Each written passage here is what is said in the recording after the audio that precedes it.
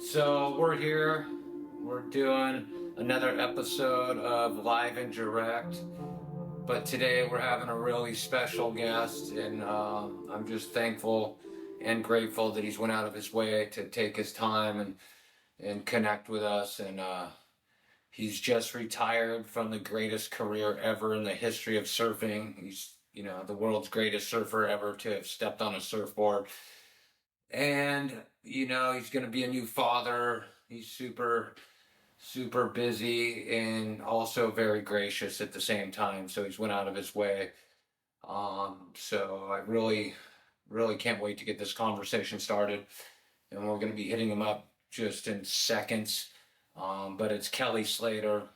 And obviously everybody knows who Kelly Slater is. He's the spokesman for surfing.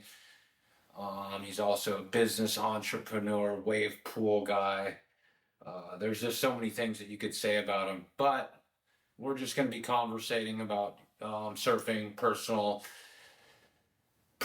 things, retirement, children, airs. I really want to get into the air game because he's a rail guy, but he is one of the world's greatest airs, or maybe not the greatest air guy, but he's done the greatest airs. And it started with the one at Pipeline when he did the spinning flip rotation thing.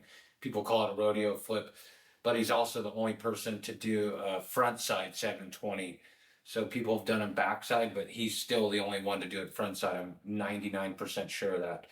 So I want to talk to him a little bit about that and, see what his take is, see what he thinks of, surfing today as a whole, and really just, get into what he's done, and also too what he feels that his greatest attribute to surfing is, because everybody has different opinions, but what his greatest moment in his head, or what gave him the most gratification or self-satisfaction in his career, because he's had so many different highlights, and so many people think, oh, it was this, or it was, winning pipe at almost 50 years old, or whatever. But I want to know if it's something that he did like in the NSSA, or something that he did like if it was Kelly Slater Black and White, the Quicksilver movie, or whatever it is. And on top of it, one thing I even told him the other day was, it's been such a great honor to be able to grow up and watch this guy compete against him when I was really young. I was 8 years old. He was in the 12 and under still.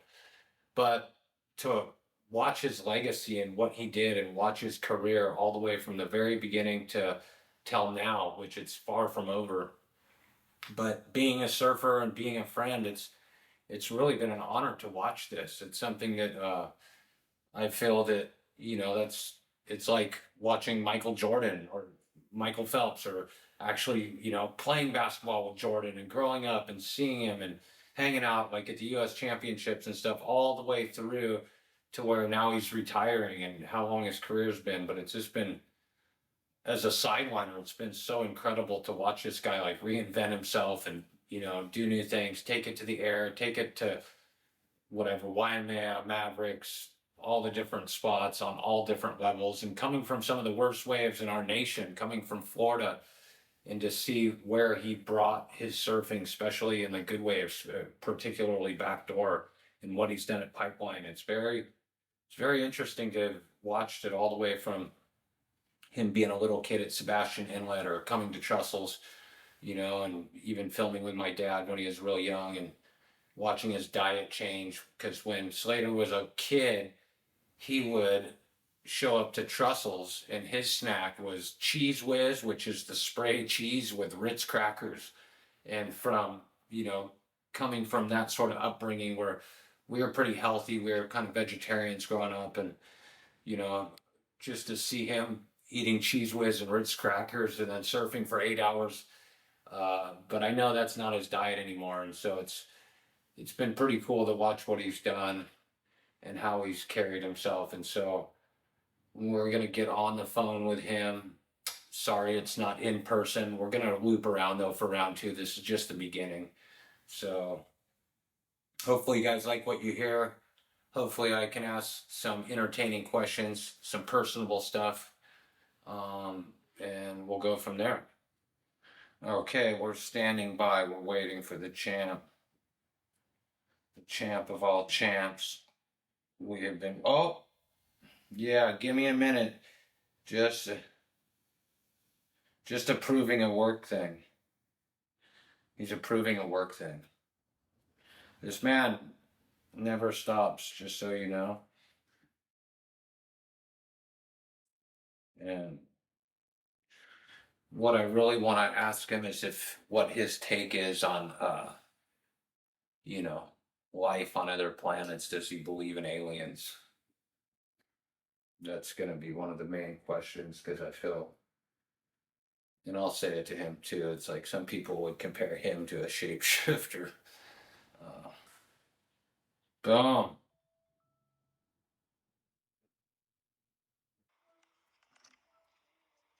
There he is. What's up? What's up? The champ. The baby shaka. How are you? Good. I gotta turn my camera off so I don't see myself, if that's all right. Well, that sucks. Okay, boom, there you are. So, congratulations. Thanks, man. Yeah, I feel like I'm talking to myself now because I can't see old Nate Dog. Oh, my five head. All right. Well, I don't want to bother you, but I am bothering you, and I just want to say thank you for taking the time out, and I really appreciate it. And I was just telling the camera like how incredible it is, and what an honor it's been to watch and surf with you like my whole life since I was 8 and you were maybe 12. But just to watch your career and all the way through, and I know it's not over. I feel like this is going to be the best part of your life, but how does it feel to retire from competition? Which I know you've been being asked a lot. Yeah, no, I feel. I don't know how I feel yet. I feel a lot of different ways. Obviously, like I feel a little bit of relief because it's just been a lot of stress and pressure all these years. I guess you put on yourself to different levels. Um, some sadness because you're just part of a group for so long. This thing is like this entity is what you do and a lot of your identity and all that kind of stuff. And excitement, I guess, as well. Are you kind of looking at a place in the world I want to go that I haven't been or haven't had time to go in a while? I know I'm going to start getting myself back to Fiji a lot more. Some different spots in Indo that I haven't been to. Maybe a bit more time in Tahiti, and be able to kind of schedule life out a little differently. So it's it's mostly good, but there's just a process of change, and that's a good thing. That's part of your growth in life, I guess. Yeah, well, you're at the beginning of the third quarter, I feel like. You know? Yeah, maybe so. Yeah, I'm in the back half. Well, could be the best half, though. Now. Yeah, could be an exciting one. And congratulations as well on the child. I mean, that's huge. Yep. Are you excited or what? Yeah, super excited. It it obviously works out schedule wise really well. Yeah. Not that it was necessarily exactly planned that way, but I had an inkling that this would all kind of come together at the same time, and it works out really well for our lives and our schedule, and I think there's a lot of rewards at the end of this rainbow I've been on, for sure. Yes. A lot of years. I mean, like you said, we've been surfing since we were such little kids, and I've been competing nonstop that whole time. And I, it's maybe it's kind of like my severance or something, to go and have some fun and be able to be a full-time dad. At the same time, still get plenty of surf in and enjoy the fruits of the labor over these years. Yeah. And you and I'll get to hang more. In the next couple of years, I'll probably have the kid at the skate park. Yeah. So we'll just be sitting there talking about the good old days. Do you have any cool names? We have a couple names we're throwing around, but no one's gonna know until the baby's born. Damn it! I wanted some insider trading information right there. Insider trading. No, we have a few names. We don't have like dozens of names or anything. Maybe we have like 8 or 10, and yeah, I just it'll probably be something pretty unique. Probably not too hipster. There you go. Maybe I don't know. I want my. I guess everyone wants certain things for their kids. I want my kid to like So, listen, every guy I talk to is like, "Hey, Nathan's a great name. Kelly's a great name. John's a great name." 80% of men throw their name out, and that's the dad joke that keeps going around.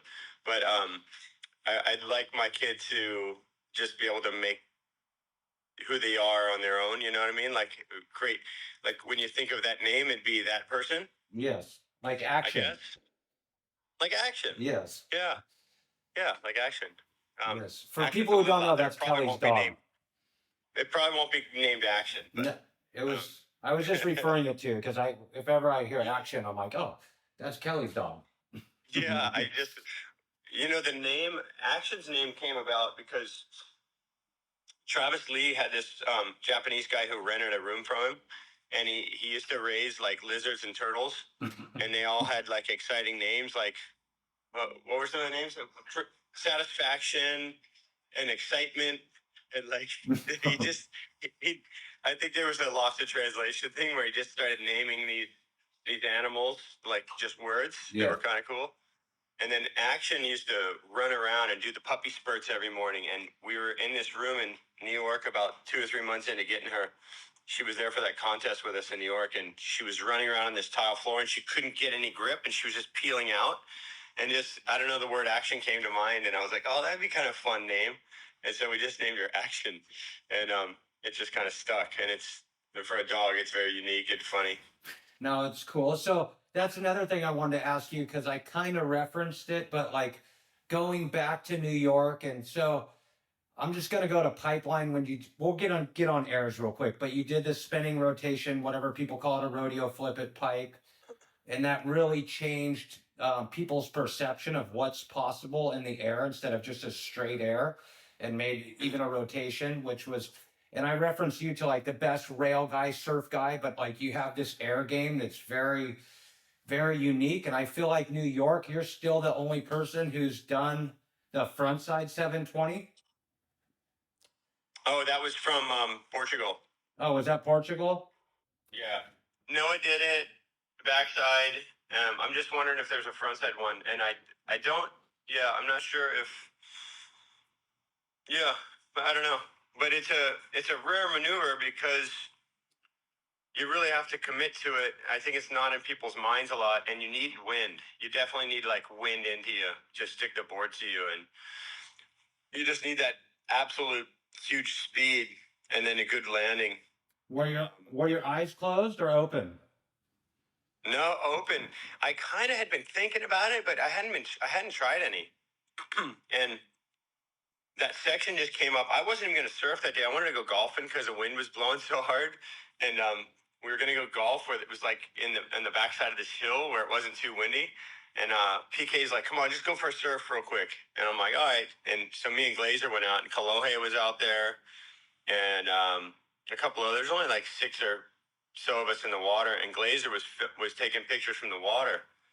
And in that clip, I think in the beginning of that wave, you can see me go past Todd, and then I think you can even see him in the background when I land from one of the angles.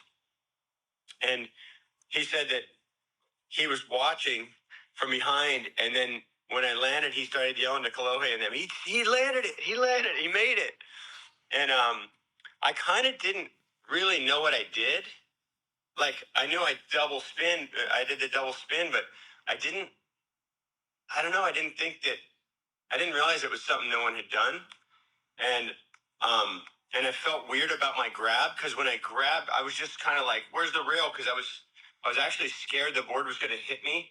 So my first instinct was, in case the board didn't stick to my feet, to put both my hands like this and block. But then I realized it stuck to my feet, so I just grabbed and I kind of did. I don't know. I think they call it a frog grab or something. 2 hands on one rail, and I just started like I just got so much centrifugal force when I rotated and I put my weight forward on the front foot, and then the wind just stuck me to the board and lifted me up, and when I landed, I was like, I kind of remembered that the rodeo clown at Pipe where I stuck that basically perfectly. But I let go of the rails right away because I was like, oh, I got it. And I let go of the rail. And then I fell. And I was like, oh, that was stupid. I should have just held on the rail a little longer and just for dear life and made it. And so that one I just keep holding on. And I kind of just made sure that I made it and bounced back into the wave and rode it out.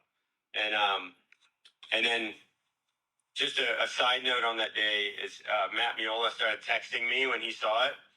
And he's like, damn you. He's like, I've been trying that thing for like 2 years and I haven't stuck it yet. And I said, well, it's like, I did it like 11 in the morning, Portugal time, and 10 or 11. And it was like 2 o'clock. And I said, okay, well, if you can pull it off today before the same time on the clock where I did it, then I'll name it the Miola. And but he had a hurt knee. He wasn't surfing. But anyways, it was kind of fun. It was a fun day. I was a little, there's a part of me that's a little bit bummed that it got posted so quick. Like, it's one of those things that'd be nice to kind of hold on to and say, I got this thing, you know? But I don't know. I came in, everyone made a big deal about it. And I wasn't thinking it was a big deal. I was just like, oh, cool. I'm kind of rotated a little more. And I didn't realize that hadn't been done. I call those Hail Marys. It was a Hail Mary. Yes. It was a full-on flea flicker to Hail Mary. Yes. That I caught one-handed in the end zone, I guess. Yes. The magnetic glove. And the rodeo at Pipe, I had been, when we filmed September sessions in September of '99, I was surfing macaronis and I kept trying to do flips. You can see in that movie, if you've watched it, I keep trying to do backflips at macaronis and I'm going straight over and I was trying to land. I guess I was just trying to land tail first and see if I could spin out of it. And the rotation just didn't work. Like you would have needed to hit a hollow section going into deep water to kind of stick it and you'd have to like kind of land flat at the bottom. And so when I was going up, I was doing the bottom turn on that wave. I was actually in a heat against, Rob was in that heat with me. And I was going up and obviously I wasn't going to get a barrel, so I was like, okay, it's either a kick out or I'll try and air. So I'm like, this is such a good section, I'll just try and air. And I was I was on a 610.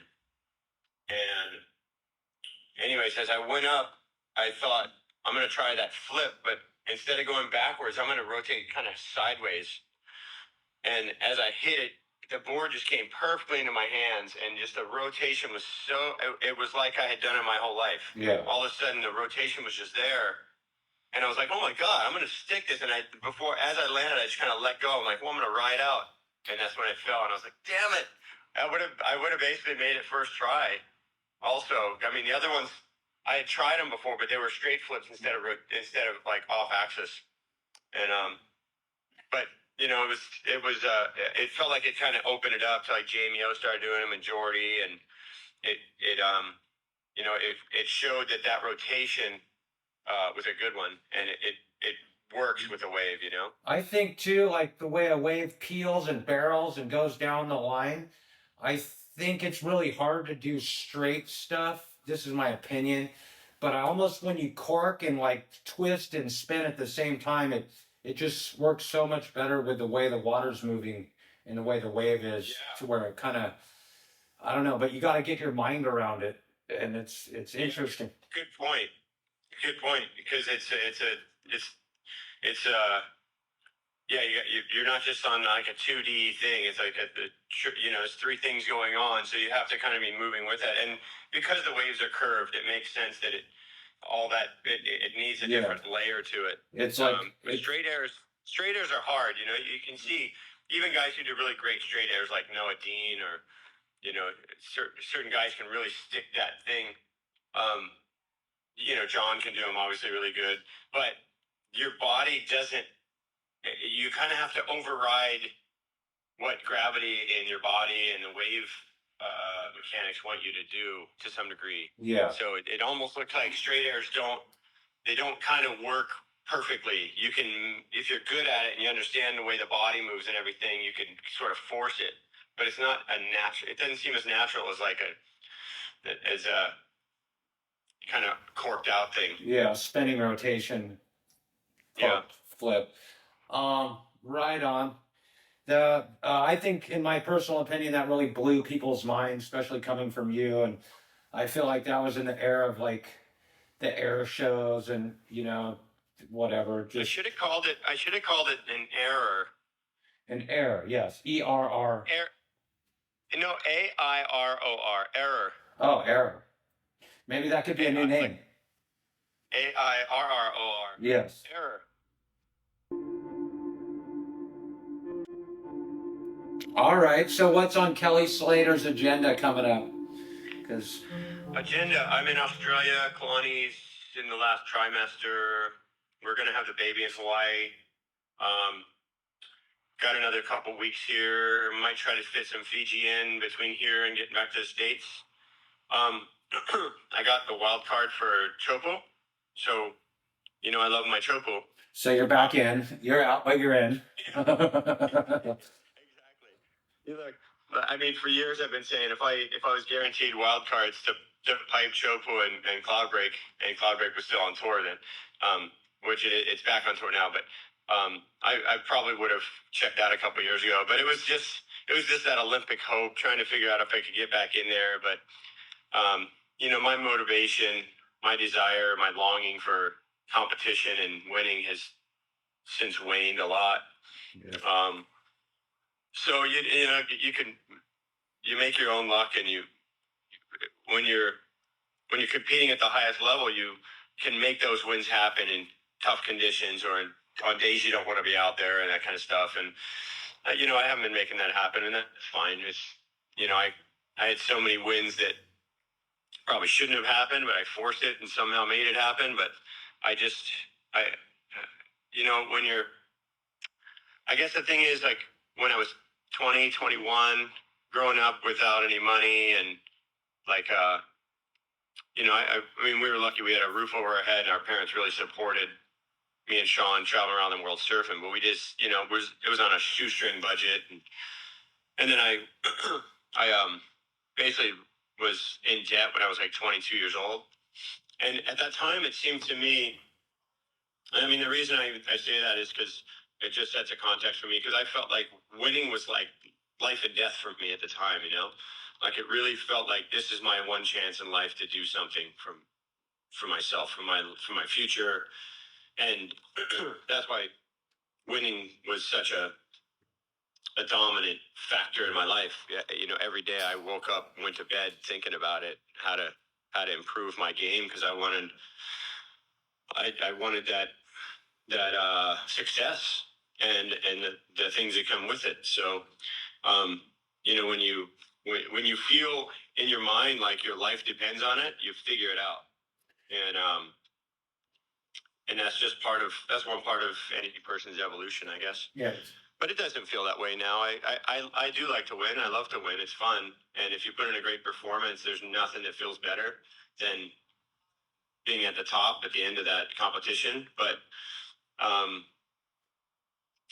the way, for me, it's like things got to line up for me to really have that same desire and that same grit.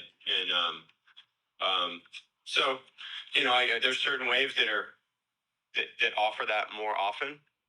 Like, obviously, we hope that Pipeline lines up every year, but there's a lot of years where it's not very good. But Chopo usually has a pretty good wave, and Cloudbreak almost always has the good wave. So those are waves I still froth over, and hopefully I get a chance to surf them a couple more times competitively. But other than that, here and there I'll do a contest for fun. Maybe I'll start surfing in the club events, go back amateur. Nice. Work my way back down the ladder. So tell me this, because I know everybody has a different idea, and we've all seen your career and everything you've done. But in your eyes, what do you think is your greatest success in your life? You know, like what made you feel the most accomplishment? Was it like something in the NSSA, or was it winning pipe at almost 50, or was it, you know, because everybody has a different idea of what they think of success, but like to you, what was your greatest moment or your greatest attribute to what you've done in your life or surfing? I would say I've almost bookended it. There's two moments that just stand out to me, and one was when I was 12 years old. Um, I won a contest in Jacksonville Beach. It was a super heat. Remember the old super heats where all the winners had one heat against each other?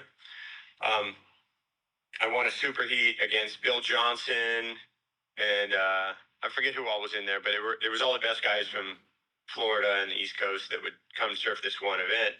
It was the Hart's birthday bash, and it was around October sometime, I think.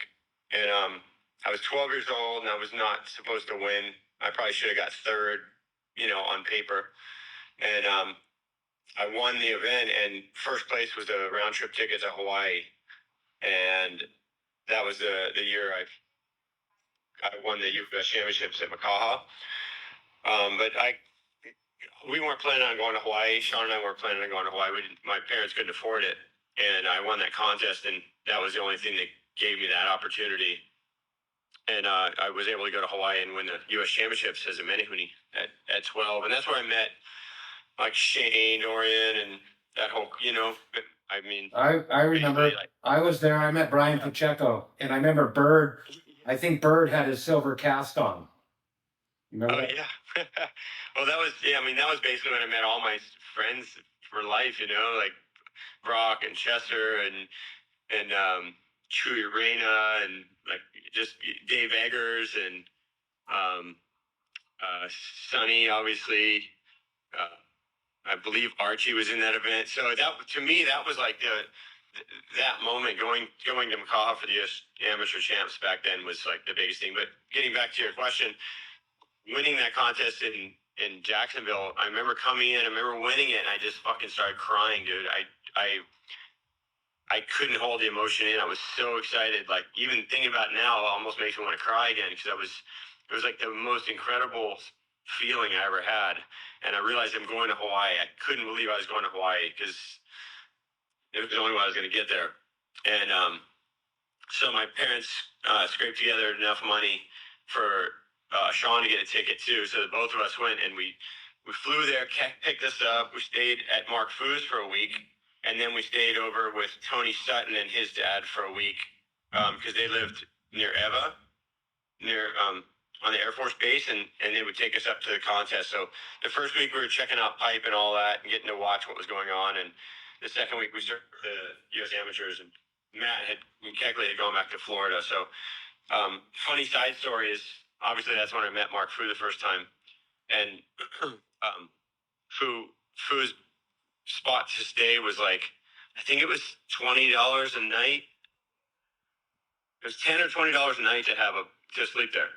And Sean and I stayed, but we didn't have enough money. I think we had like maybe $200 between us for the 2 weeks to be in Hawaii for food and everything. And we didn't have any money for anywhere to stay. And so one night, it was like the last night we were at Fu's house, and Sean overheard Mark Fu and his girlfriend having an argument about how much to charge us for rent, because she knew we didn't have any money, and Fu didn't care. So basically, if we paid rent, we weren't going to have literally any money left. And so she convinced Mark to only charge us.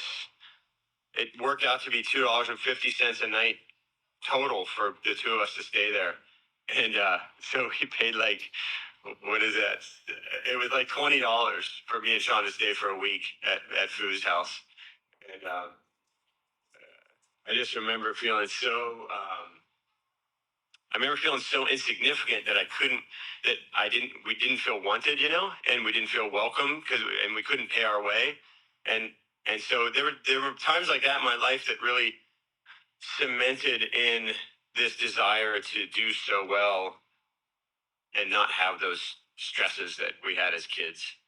And so winning the Hart's birthday bash in '84 was my first really great win in my life. I mean, I won the East Coast Championships a couple times before that already, but that was the one I remember just crying after. Like I remember going back in the hotel room, laying in a bath, turning on the shower and plugging the bath and just crying for like an hour because I was just so happy, you know.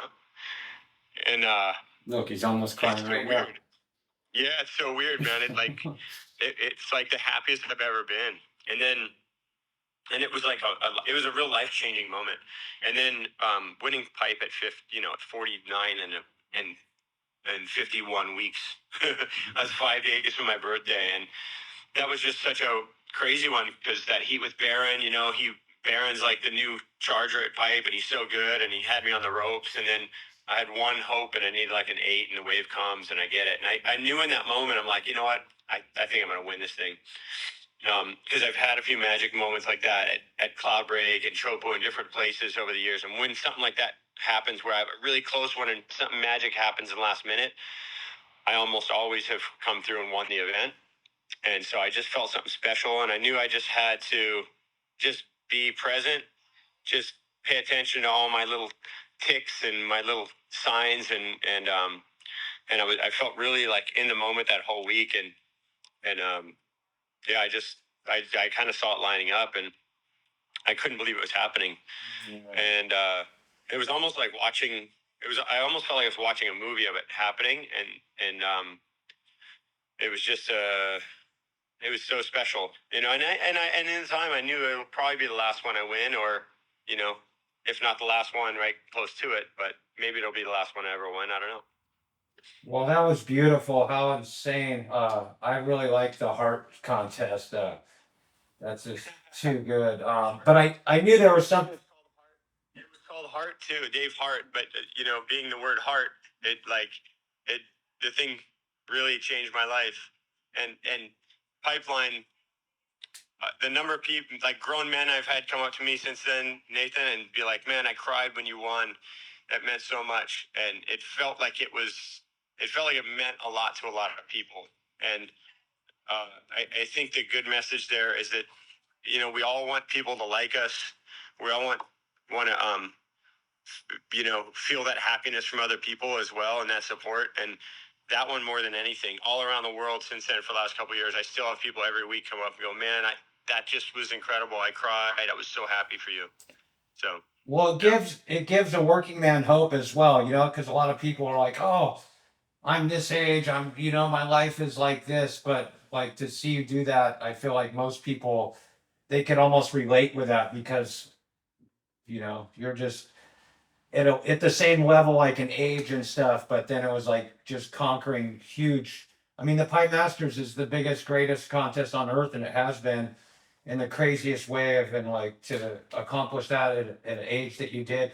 And that's what I was saying too, is like you growing up in Florida, and I just did a little thing prior to us talking, but I was just saying how when you were a kid and you would come to Trussell's and surf, and you would bring for your snack, you would have Cheese Whiz and Ritz crackers and surf for like 8 hours. And but I was shit, man. but it was like what made you and what drove you, like you were talking about, and then to see you now traveling with all your supplements and being on a full like other side of health. um it's just pretty trippy, like I said, as a sideliner, just to watch the whole thing unfold and see where you're at. It's been a great honor. Gosh, I can't wait to see. Well, your kid is going to come and he'll have all his own struggles too from being Kelly Slater's child, which is screwed up, because you want to have this perfect life. And then it's funny because my kids are like, "Oh, my dad's a kook," and so it's ironic that all of a sudden you have these children and then they're like, "Oh, the only people that like they look up to you," but it's kind of like it's really interesting. So that'll be funny to watch. I was texting with a friend of mine yesterday. His name's Charles Howell III, and he's a pro golfer. And he's like and he's not a really. It's funny because he's not one of the biggest names in golf, but he's top 10 money earners of all time. He's just like this consistent, amazing player. And he lives in Florida, but he's from Georgia. But he doesn't surf, but he and I become friends over the years, and his son's surfed a little bit, and he's become friends with Geiselman as well, and he's just, I was texting him yesterday. I said, I really want to spend some time with you over the next few years because he's such a good dad and his kids love and respect him so much and like listen to him. And he's not like a heavy handed dad. He's just like, he's taught them really great manners, his, the son and a daughter.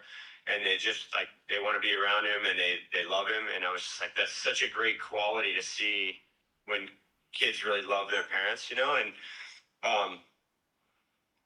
I think that's all parents really want is for their kids to like love and respect them and care about them, So it's a real, I mean, better than me, but it's a real special time in life to better yourself and set the future for someone else. Well, it definitely is humbling. It's made me 100% better of a person. And then I can also say that living for something else and thinking about something else is just, it's the greatest. But just watching him walk off to school when I drop him off or pick him up, there's so many joys in life, but those just come and go so fast. And I feel like if you're, if you're committed 100%, if you have the capabilities financially and mentally, and you're a family unit, I feel like it's hard to fail. But it's the one thing, if you do fail, I feel like you'll roll in your grave. Where that's just me personally, and I had kids a little older, but then there's all the peer pressure and all the different trials, and you're trying to tell them like not to do this and don't eat that, and they're just looking at you. But Dad, we're at a birthday party. It's like you're like no, and so birthday parties are the worst thing ever created, because you got to go against all your morals and codes. Like I love that quote. well, it's like everything you try and do at home. Oh, that and Christmas too, which I love Christmas. I love holidays. But you tell them not to lie. And then you're like outside sneaking presents by, putting out milk for Santa. And like you just live this extravagant lie during Christmas. And then it's like, Keeping the lie going. oh, yeah. But it's like everything you're like, don't lie, don't lie. And then it's just like, I don't know. It's funny. And then you're just totally lying, trying to give them all these false hopes. And so parenting there's no right way. Everybody does it different, but as long as your kids, for me, I just hope my kids have respect to other people, shake hands, look them in the eye, or honest and respectable. I don't really care what they do as far as I want them to be healthy and active, but everybody has their own life's path. Yeah, definitely. It's a funny one with families, like relating to your parents, relating to your siblings, and then relating to your children. They're much different journeys. Yes. And lessons. Yeah. But you look in there, you're like, oh, there's Christian. Oh, look, there's you know what I mean? Because it's all in there. So you'll look, and then you'll see your wife's parents, and I see Christian and like my parents and all these different things. I'm like, oh, that's that personality, or oh, that was me, or oh, that's my wife. Like, so weird, isn't it? Like sometimes I see things like I know there's certain things about people who are influential in my life, good and bad, but there's certain things where I was like, oh man, I don't want to be that way, and then it'll just hit me. I'm like, fuck. That was. I'm just like that thing I didn't want to be. Yeah. And damn it, I want to hide that thing, but I got to fix that thing, so I got to deal with it, and I got to be honest. Yes. So I got one last question for you before you go, and it has nothing to do with surfing, but I think people will, or I want to hear it. I know I've spoke to you and different things, but what do you feel about life on other planets and aliens and extraterrestrials and shapeshifters? Do you believe in that, or is that just a hoax? Because some people might even consider you like a shapeshifter, or funny side note that Taylor, I forget if it's Taylor Steele or Benji, nicknamed me Hell. They nicknamed me Hell. okay. Hellraiser. There was a joke going around that I sold my soul to the devil to win contests when we were young. and that's impossible because I don't believe in the devil. I'm not a religious person. So I believe in good and bad, right and wrong. I don't know if I actually, I'll leave the possibility out there that heaven and hell exist, but I personally don't know. As far as aliens, I think it's the law of chance and probabilities probably states that I think would definitely state that there's life on other planets. There's life out in the universe somewhere. Have aliens gotten here? I don't know. I had a funny conversation with Jack's dad, Jeff, about this about 20 years ago. And he said, I don't think UFOs are real. And I said, why not? And he said, because he goes, if they have the technology to get all the way here, why do they need lights? Like, why do they even need lights on their thing? Not like on their spaceships, you know? He goes, because people are always talking about these lights they see and stuff. He goes, I figure if you can travel faster than the speed of light, and you have all this technology, you don't even need lights for any reason on your craft. And I thought that was kind of funny, but I definitely believe that there's something out there. I think, hey, it's entirely probable that there's some sort of Star Wars life existence in the universe. If not, the movie Star Wars had great messages about good and evil, and it's kind of fun. It's, you know, to me, it's more fun than Christmas. Star Wars. Yes. But you know, because there's lessons in it. I guess there is a Christmas too, but you feel like some guy's constantly watching you. You're kind of like paranoid. Yes. I don't know if there's aliens here. I don't know if there's shapeshifters or any of that stuff. I don't know if it exists. I don't know. That's beyond my comprehension. But I definitely think that there is technology. Maybe there was even ancient technology on Earth. Like, I trip out on the pyramids.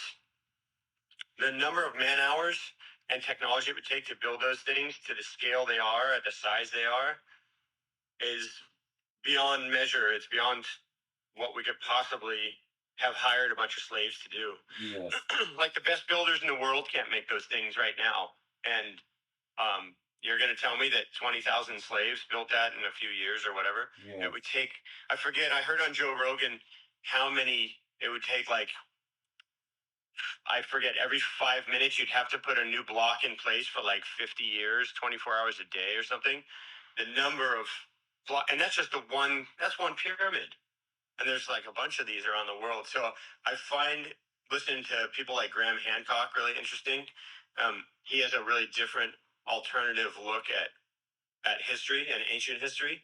And his talks about the Amazon basin are really fantastic to listen to, because he says that the Amazon basin, I think he mentioned something around 10 plus million people used to live there, and they figured that out by using LiDAR above the overgrown rainforest now, and they can see where there's like irrigation and aqueducts and man-made,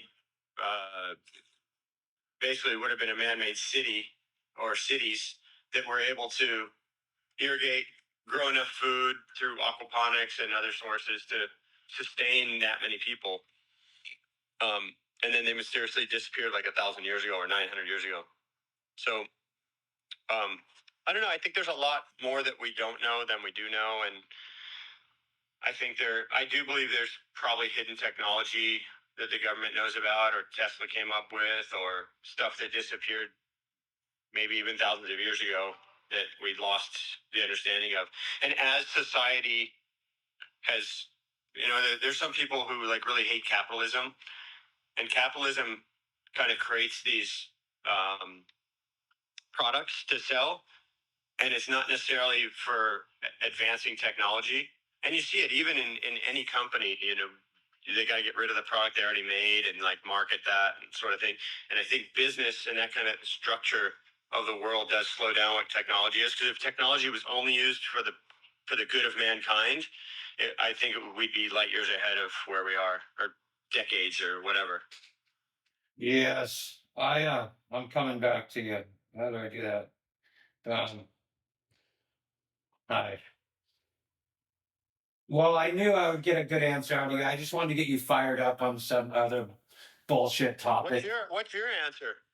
My answer is, I feel like it would be selfish to say that there is only life on this planet.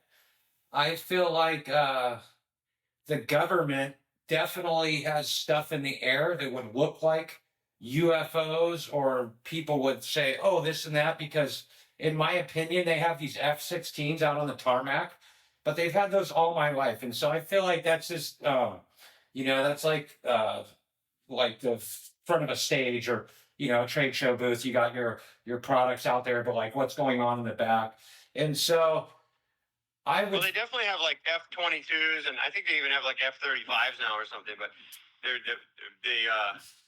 serve different purposes. Right, but I feel like things are so far advanced that, like, for us normal folk, that we wouldn't even know what it is or how it got there. But it could be the government, it could be life on. But like you're saying, I don't feel that there's aliens here. I feel like if they want to do anything, they could go do whatever the hell they want. Why are they going to come to Earth?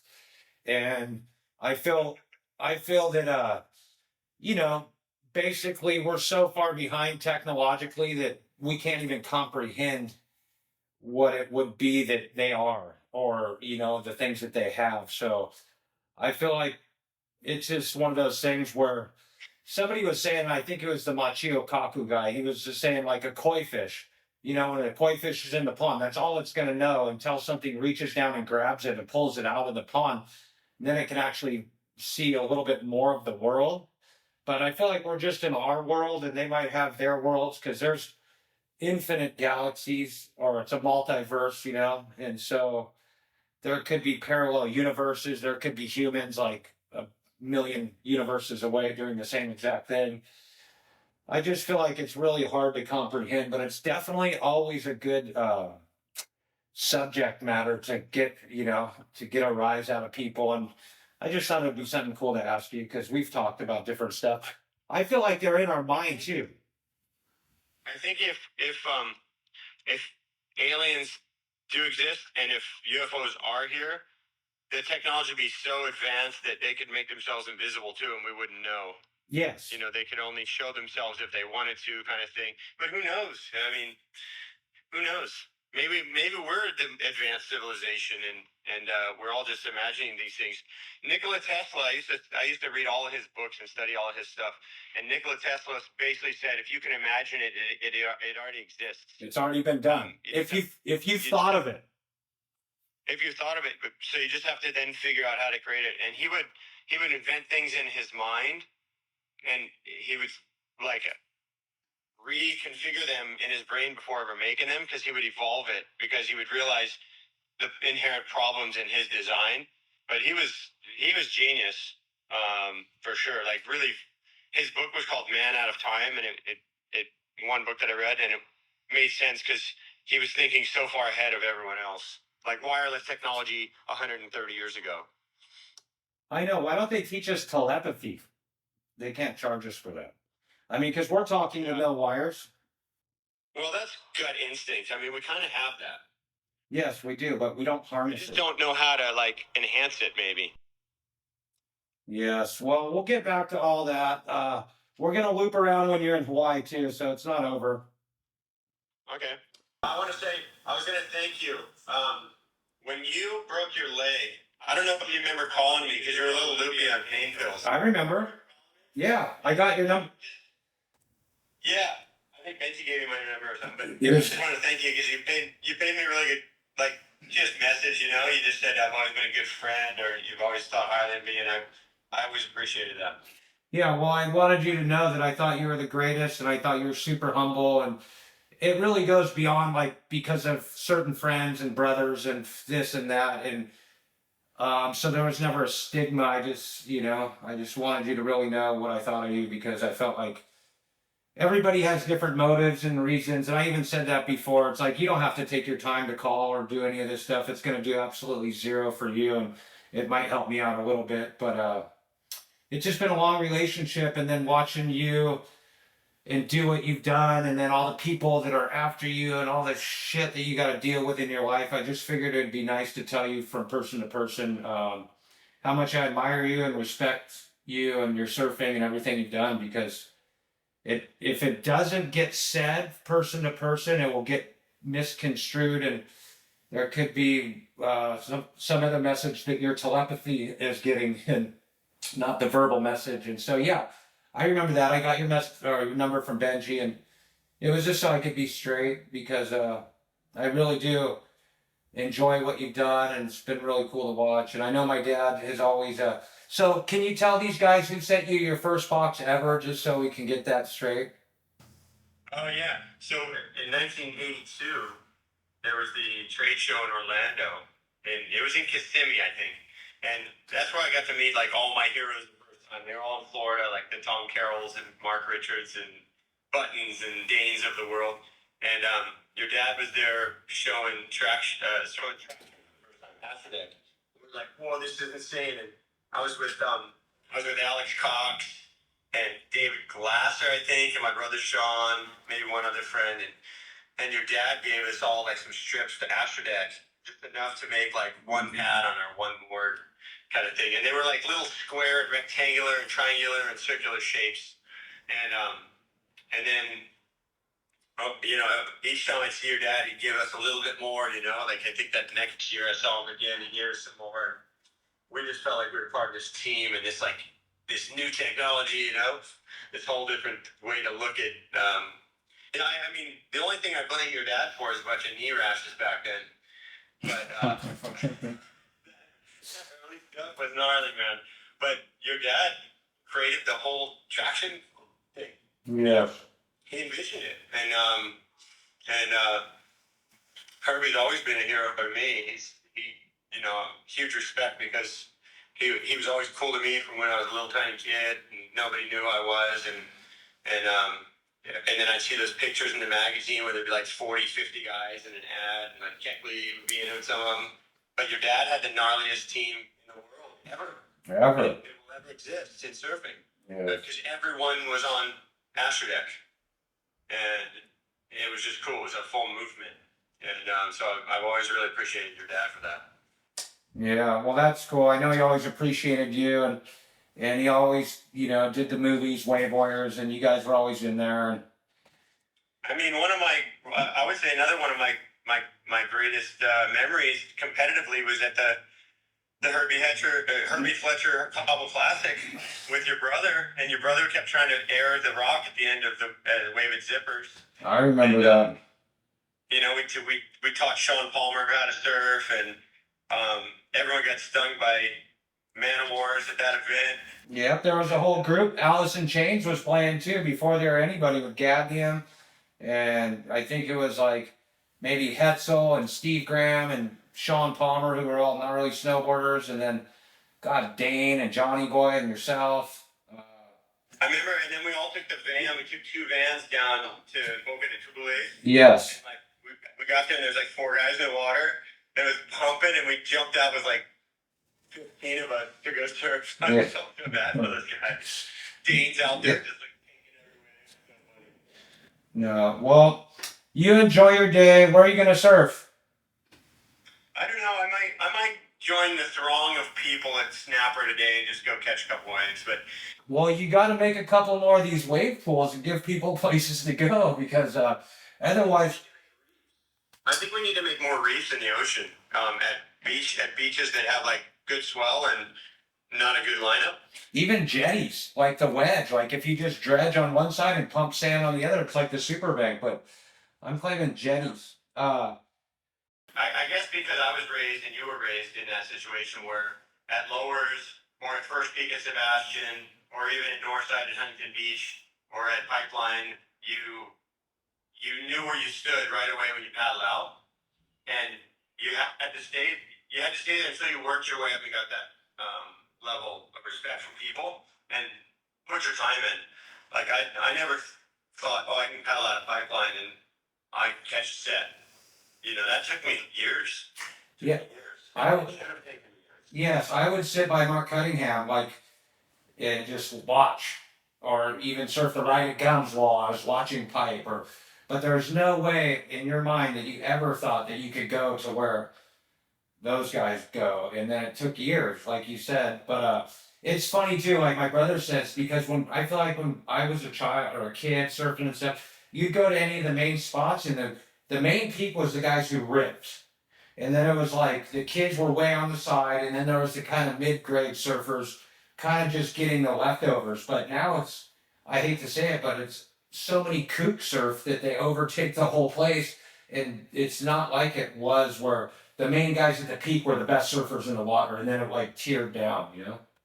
Yeah, at first peak at Sebastian, I couldn't get waves in a set till I was probably like, I don't know, 14, 15 years old. And that's after surfing it for 5 years. And now and then they let me have one. And I remember so many times watching like Jeff Flugel and Jeff Crawford and those guys literally paddle guys down the beach. You know, you're not surfing here, keep paddling. And they paddle them down the beach or kick them out of the water. And it was really like this regulation. And I don't know if that's like legal or right. I don't know. I have different feelings about it all. Well, enjoy your surf with all your 10,000 friends at Snapper. And then, that's why I usually surf the beach behind my place. But I thought, don't you have a place like in Avalon or something? no, I sold that like 20 years ago, or almost. Okay. And I moved up to the Gold Coast, so I'm in Palm Beach on the Gold Coast. Okay. Well, you enjoy it. Those were great photos on that first swell, by the way. That was fun. Looked like you had. I got a pretty sort of empty tide. Yeah. Okay, say hi to Kalani and congratulations, and thank you for your time. It's great. What are you doing in June back in Hawaii? Okay, perfect. It's my birthday, June 6th. Oh. A Gemini. I'll be there. I'll probably be there a week or two after that. All right, buddy. Talk to you. See you, bud. Wait. Bam.